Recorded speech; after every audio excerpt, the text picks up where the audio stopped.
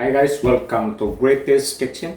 I craving beyond and canton guisado, so we will make it together. So let's go. So guys, first tip, hot your pan, add around 2 tablespoons of cooking oil, then add 100 grams of sliced pork with that skin and fat, saute until light golden brown or until the fat are render.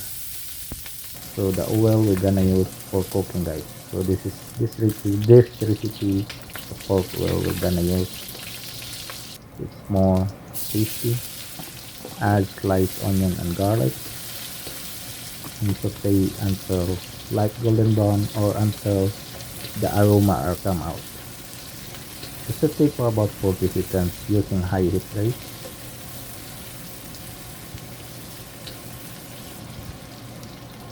So in this point, next steps, I'm gonna add my sliced Kikiam seed balls. You can buy it any market. It's very easy to find. Just mix in one pack. Saute for about 1 minute. If you don't know how to toast, just stir it with your cooking spoon. Add your sliced green bell pepper, carrots, and cabbage and mix it well just for about 40 seconds. Don't worry if not completely cook the vegetables because we put it back later on guys. At this point, I'm gonna sit aside.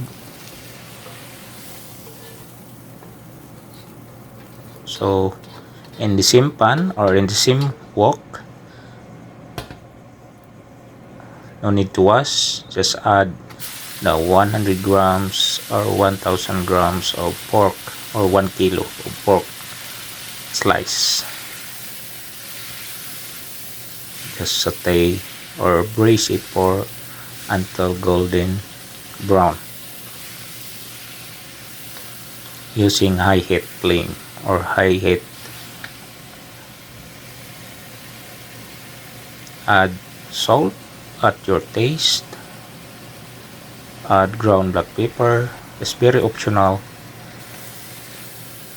If you don't like ground black pepper, no need to add. And again, stir it and mix it well. Add soy sauce, around 1/4 cup of soy sauce. Any kind of soy sauce. What do you have in your kitchen guys, or what do you have? Then saute or mix it all together. Add a 1/4 cup of oyster sauce. So this is my secret ingredients, oyster sauce.